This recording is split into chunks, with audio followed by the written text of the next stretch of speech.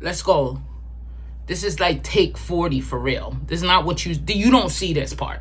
Hola, hoy hablamos de Puerto Rico. Los impuestos, el clima, el costo de vida, la vivienda, el empleo y muchos más. Also crime. We're going to talk about it today. We're in Puerto Rico. We are in a U.S. territory, and we're going to get down with the U.S. state review. Well, it's not the state, the territory review, but there's a two-part of this episode. The second part, we're going to talk about the real estate exodus that's happening. People are leaving in droves. They're willing to sell their land. They're willing to sell their properties. There's abandoned properties over there. People are finally willing to up and leave.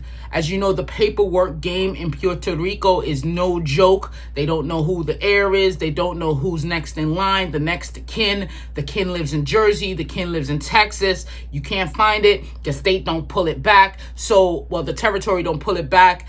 So we're going to talk about that in the next episode. But this episode, we gotta get the baseline of what's happening in Puerto Rico. So thank you for watching. Also, we reached the 200 subscriber milestone. So give yourself a huge shout out if you're a subscriber. If you're not a subscriber, while you're waiting, go ahead and hit that subscribe button so you can get more information like this.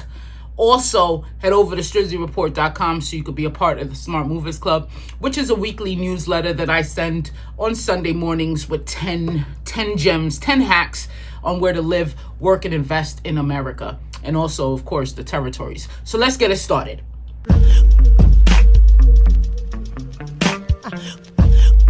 And before, here's just a quick side note. I may pronounce some things wrong. Don't at me, okay? But we're going to start off with why consider Puerto Rico. No federal income tax. U.S. citizens pay local taxes only. There's an Act 20, 22, and Act 60 incentives where 0 to 4% corporate tax for qualifying businesses. It's a tropical paradise, as you already know. 300 plus beaches, rainforests, bioluminescent bays, where it's like hella blue. You can see the jellyfish. Everybody's blue under there. All right, so dual currency economy, USD accepted everywhere. It's a fast growing crypto hub as well, which is new to me to understand this. Many blockchain firms are relocating there. And of course, Act 20, 22, and 60 tax incentives are working for these firms. Who's moving there and why? I'm very surprised with these numbers. I thought way more people are moving out when actually there are net migration positive of plus 15,000 a year. There's currently 3.2 million in there. It's declining slightly due to out-migration, and we want to talk about that out-migration in the second part of the series with Puerto Rico, the real estate exodus. So top relocation reasons, 4% max income tax for Act 22 and 60. Beneficiaries, 300K buys an Ocean View condo versus $3 million in Miami. In Miami, you get the Atlantic Ocean, so you already know what's going on right there. No passport needed. It's a U.S. territory. Spanish, English, bilingual culture, so you could go there and get by speaking English. Who's leaving? Young professionals. They're going to Texas and Florida for job opportunities. Retirees, they're done with the hurricane season. They don't want another roof blown off. They don't want to be sitting in the dark for months at a time, and they're not waiting for the government here in the U.S. to hand them paper towels, okay? So they are gone. All right, so the oldest city under the U.S. Jurisdiction is San Juan. That's founded in 1521. In case you don't know, well, now you do. It's the birthplace of the Pina Colada as well. I didn't know that. More MLB players, more Major League Baseball players per capita than any other U.S. state, okay? So let's talk about the cost of living, housing. This is numbers up until 2024 and some dipping over into 2025 first quarter. Dorado, 650,000 median home price. That's seen an increase of 12%. That's the luxury expat enclave is going on over there in Dorado. Okay, again, I may say things a little to the left here. Don't at me. Okay, I don't have that little, that little thing, that tongue twist. I don't have it. Condado is 450,000 median. That's also seen an increase of 8%. That has like the Miami style high rises in Condado. Renaissance, that's 350,000. That's seen a 15%. That increase. That's more like a surf town, boom, kind of Malibu kind of feel to it. Ponce, I do know about Ponce here. That's the lowest of all 5 that we're going to say right here, or all 6. And that's $180,000 median home price. It's historic city is happening there. That's seen a 5% increase. Vieques, that's 275,000. That's the remote worker hotspot. That's seen the most increase out of all of the places at 20%. If you're a remote worker, you're into blockchain, you're, trading crypto, you have that nomad lifestyle, you might think of Vieques with just to keep some more money in your pocket because of the median home prices and also the rent prices. Well, let's talk about the rent prices. Rent is $1,200 in San Juan suburbs, but it could go up to $4,500. Yes, $4,500 in Ocean Park luxury. Okay, mortgage, you're looking at $2,000 a month for a 3-bedroom villa in Isabella. Okay, taxes, local income taxes. Here's what's going on. Okay, here's where I have to shut up and just be like, whoa. 0 to 33%. Okay, I know the 0 sounds good, the 33% sounds crazy, but the average effective rate is 8% for residents. Property tax is the lowest really in all the U.S. territories when we're talking about the video that I did for St. Croix, St. John, and all of that. So this is 0.5 to 1% is the property tax. The sales tax is high. Okay, the sales tax is you're going to pay. All right, so 11.5%, and that excludes a special B2B tax, which is business to business tax. The hidden cost, electricity. Okay, electricity is up there. You're looking at 30 cents per kilowatts. Okay, that's 2.5 times the U.S. average over here in the States. Car import tax is between 6.6% to 40%. You want to bring your car to Puerto Rico? Go ahead. Be my guest. You better bring your cash instead of bringing your Tesla. Okay? Here we go. Job reality. Unemployment is very high. They're sitting at 6.2%. That's higher than the mainland. Even though it's improving, it's still very high. Tourism accounts for the majority of their GMP, and tourism brings in about 6 million visitors a year. Pharma manufacturing, that's 30% of the GDP is pharma manufacturing. Tech startups, again, biotech and blockchain is going on there. Agriculture, of course, you have coffee, rum, and plantains. Okay, as far as the U.S. state, the only U.S. state that grows coffee is Hawaii.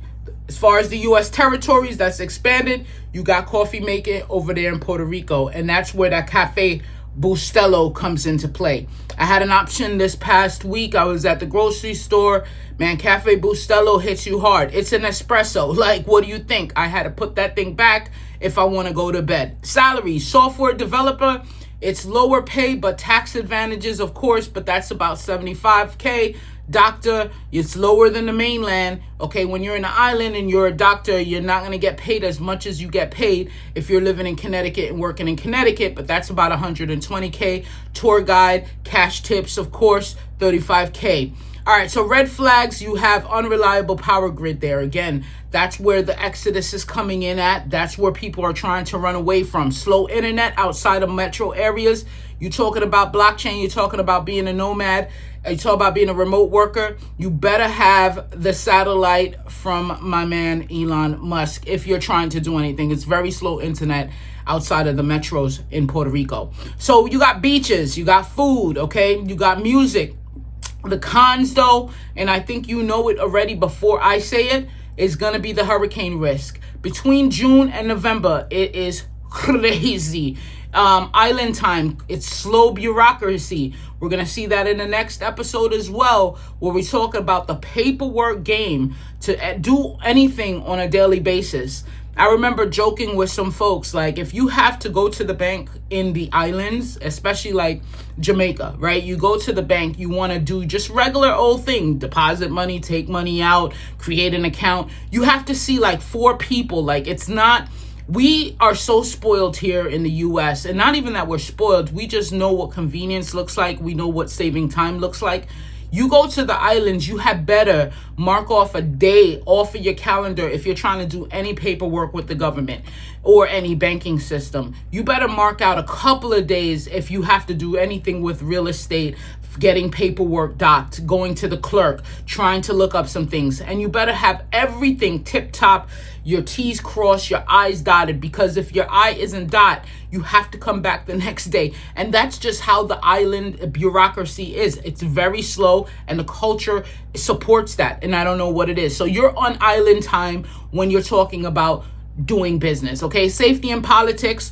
San Juan, avoid La Perla at night. Don't know what's going on in La Perla, but I'll put the photo up here, or a video. You'll see it right there. That's going on in La Perla, but the crime is high there. Safest areas, though, you're going to get it at Dorado, and you're going to get it at Palmas del Mar, okay? Politics, no electoral votes, but pays federal taxes. Statehood debate ongoing. They want to become a state. Why aren't they a state? They've been a territory. They want to become a state.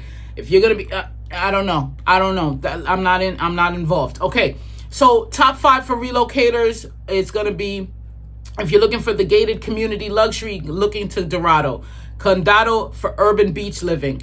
Rincon for surf sunset capital. Palmas del Mar for golf resort lifestyle. Old San Juan if you want the historic charm. Think twice about Culebra, too isolated, and Ponce, limited job market. Even though the plane could take you could take it from New York to Ponce, you could take it from Newark to Ponce. Ponce is a hot spot for, I think, for people going home. You know what I mean? For people going home. So final verdict, if you want tropical living with U.S. benefits, if you qualify for some of the tax incentives that they have, if you can handle the island challenges, then it might be for you. But it's not for you if you need mainland job opportunities. If you can't stand the heat or humidity, stay the hell up out of Puerto Rico, because it's not for you.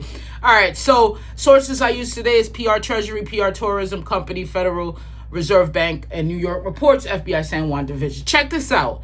So the next episode to this series is going to be about the real estate exodus, but I want to go deeper than that. We need to find out if you're an investor and you want to invest in Puerto Rico, how do you go about that? Of course, there's going to be some challenges, but there's also some channels to help you get what you want, because a lot of people are leaving, and they're leaving a lot of property behind. They're leaving a lot of great land behind too, and you could just come and scoop it up and maybe live there, turn it into something, whatever's your pleasure. Okay, so thanks for the 200 subscribers.